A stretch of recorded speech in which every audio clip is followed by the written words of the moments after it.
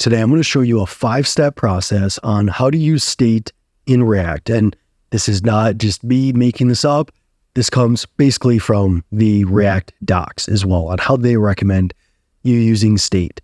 So number one, you're going to want to identify your component's different visual states. So for example, when a user views a form component, what different versions of the form component will the user see while interacting with it? So if I scroll down, we see this form component. What are the different versions of this component that the user will actually see while they interact with this component? So for example, as I type into this input, the user is going to see the text show up. And as I type into it, the user is going to see this green outline around my name input.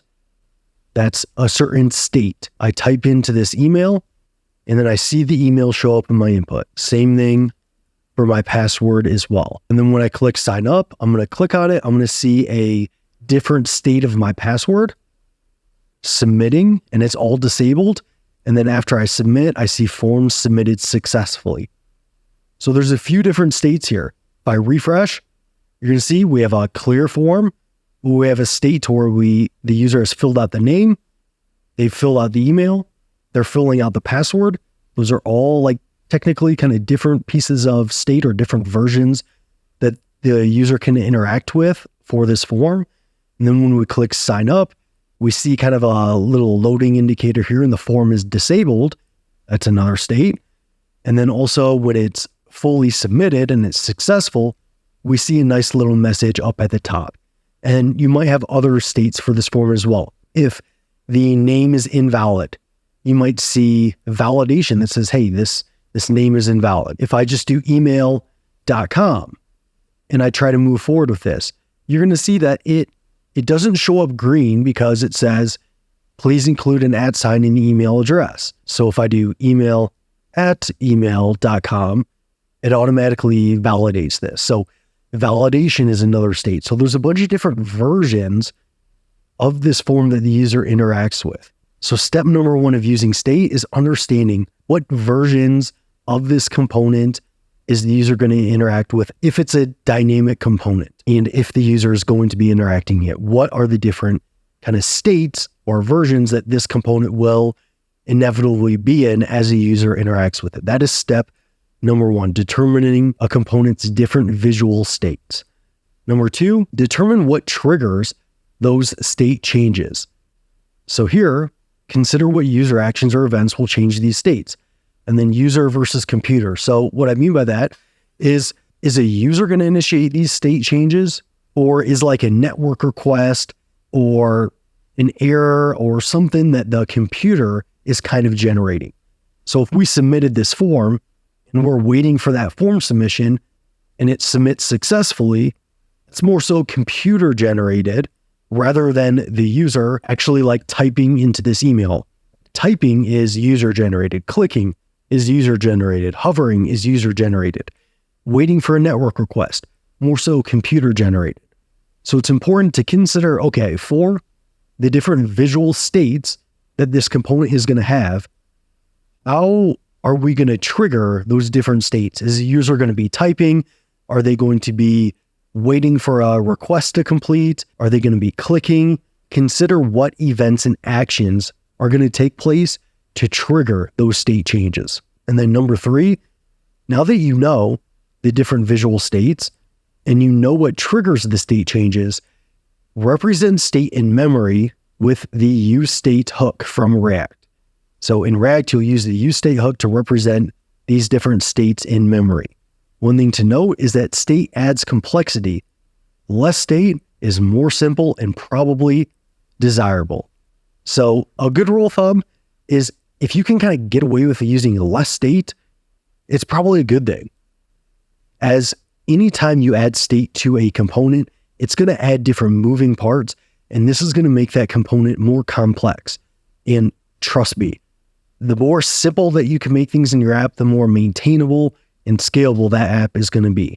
So by default, if you can get away with using less state, use less state. And I'll cover this here in some examples here, but let's actually now look what does it look like to represent state in memory with useState? And I've covered in previous videos how this useState hook works, but just to kind of give you a quick recap here. So useState is a hook from React that allows you to hook into the React feature of using state. You're going to use this React feature when you have a component that is going to be dynamic, and there's going to be different versions of that component depending on user interactions or certain events, and kind of just what we talked about, like different versions of a component dynamically as a user interacts with it. That's where you're going to use state. So you can represent those different states of that component, hence use state. So when using state, you're going to call this function. It's a hook, it's a function, and it's the same thing. A hook is just a JavaScript function at the end of the day. But we're going to call this function. We can call it with some initial data here. So I call it with an object that has name, email, and password properties. And I initialize those to just empty strings. The useState hook is going to return an array of 2 values. The first is going to be your current state. So what is the current state of the form? Well, when this component renders, the current state is going to be name is going to be empty, email is going to be an empty string, password is going to be an empty string. If I console logged form data on a initial mount, we would see name, email, password object that has all empty string values. But then it gives us a state setter as the second item in the array, or the 1th index, first index. I don't know why I said 1th there, but at the first index of this array, it's going to give you a set form data function, which allows you to basically set some new state based on user interaction. Now, I've covered this in previous videos, so that's about as far as I'm going to go there. But if you want to see exactly how useState works, feel free to check out some of my other videos. But when using the state, we basically think, okay, for our form component that we have down here, what are the different states that we want to see, and how do we want to represent that in memory? Well, we're of course going to want to see different states for our name input. As the user types in, they see different names in the input. Same thing for our email input. Same thing for our password. So we need to find a way to represent those different states in memory. And the way I've done this here is we just have a form data value that has an object with name, email, and password. So we can represent name, email, and password states in memory. Now, what we're also going to have is for our form, it's going to have a state to where we are submitting the form. So is submitted. We're using an object to represent different states of our form. So is submitted. Are we loading the form? Is there an error message? Is there a success message?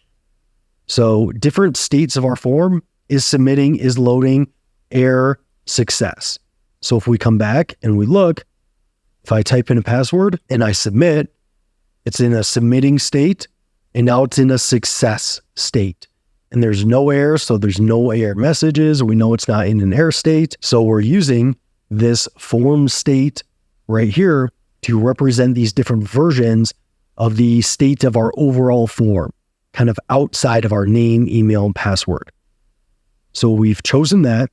But then what we also want to do, if we come back and we scroll up, we represented our state in memory with useState. We identified the different component visual states. But now to kind of show you, what were the triggers for these state changes? Well, it's going to be the user typing in their name, their email, their password. It's going to be user typing. So for these inputs, we're going to use the onChange event handler to trigger these state changes. And then for the sign up, it's going to be user clicking the sign up. But then for form submitted successfully, that's going to wait for a network request to occur. And then a computer generates that. So after that network request, that is our action. We're going to trigger a state change. So for the code here, if we scroll down and we look at our inputs, we see onChange as a handle change function. So anytime this input changes, we call this handle change function that is going to set form data to be the previous form data, but it's going to update the input that we are typing in. So we take the event.target.name and set the new value. So if we're typing a name, set the new value. They're typing in email. This is going to be email.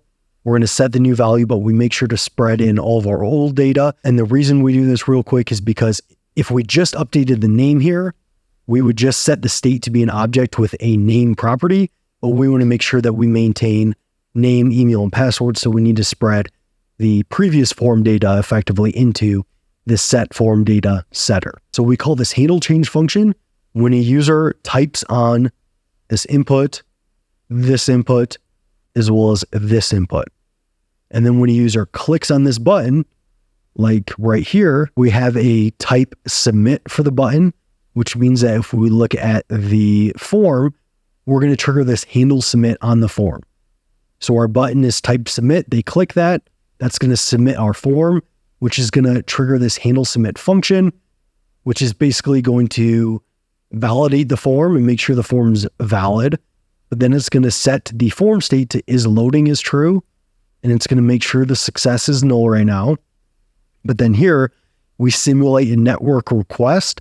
But when that network request finishes, or after this timeout in this case, we're going to set is loading to false, is submitted to true because they submitted their form, error message is null, and then we are setting this to have a success message. So this is kind of another trigger for our state, waiting for that set timeout to complete. In a real application, this would be a network request. So we're representing our state in memory. We have our different triggers, the user typing, the user clicking, and waiting for that network request. And we identified the different visual states we want. So really, that gets you a really long ways. But it's just a couple more tips here. So for one, make sure to remove non-essential state variables. So kind of going back to what I mentioned above.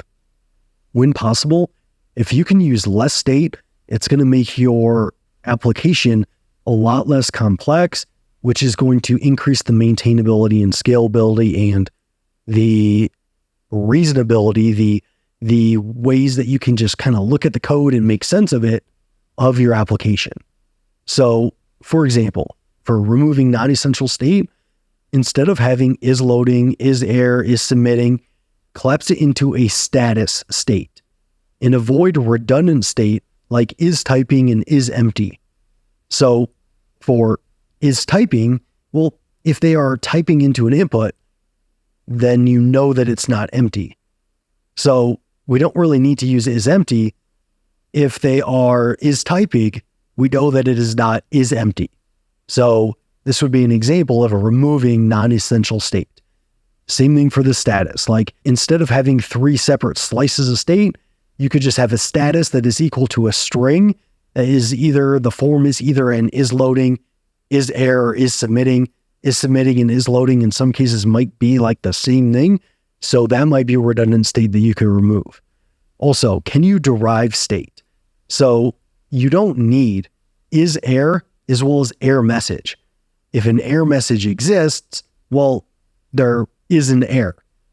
So similar to like is typing and is empty, we know that if error message exists, is error has to be true. So we don't need both pieces of that state. And this is like a super easy mistake that you can make, and just cleaning some of this up can make things much more simple. And in my example here, I could probably simplify this even further. And instead of having error message and success message, I could just have like status message. And it could just be like it's either an error or a success. Maybe my component doesn't need to know if it's an error or success. And I could get away with that. And if we scroll up here, like to me, just having 2 slices of state here to represent this entire form is a lot more easy to reason about, rather than like having a name piece of state, an email piece of state, a password piece of state, an is submitted piece of state, and is loading piece of state, a error message, a success message. And then, you know, if you were accidentally having some redundant state, you might have like an is valid piece of state, but you don't need that because you already have an error message state. So you know if there's an error message, it's not is valid. And same thing with if you had an is success piece of state, well, you don't need that because if success message isn't a null, you know that it was successful. So just kind of keep that in mind. remove non-essential state values. And then finally, connect event handlers to set state. We covered this kind of in step 2, where I said determine what triggers state changes. I already showed you the connection there to where we know that like user typing in an input is going to trigger the state change. So here we just need to connect that state change to an event, or connect that event to that piece of state. So here our onChange automatically connects that input to our set form data piece of state. And then our handle submit, the action is the user clicks on that button. So we need to connect that action to setting some state. So here we set the form data in 2 cases, after the timeout as well as prior to it here. So the final step is just connecting your what is going to trigger the state changes to the state that it's going to be changing. So as a quick recap here, number 1, to use state in React, identify your component's different visual states: submitting, loading, errors, typing into an input, all that stuff. What are the different visual states of your component? Number 2, what's going to trigger those state changes? Is the user going to be typing, hovering, clicking? Are you going to wait on a network request?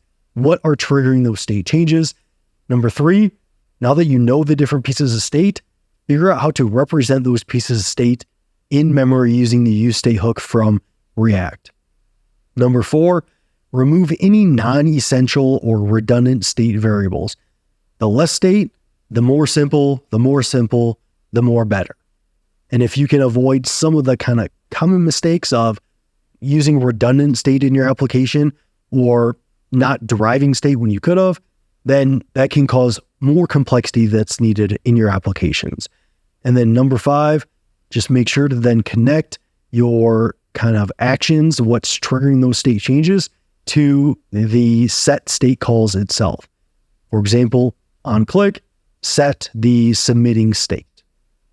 So hopefully this gives you a good overview on using state in React, and I will see you in that next one.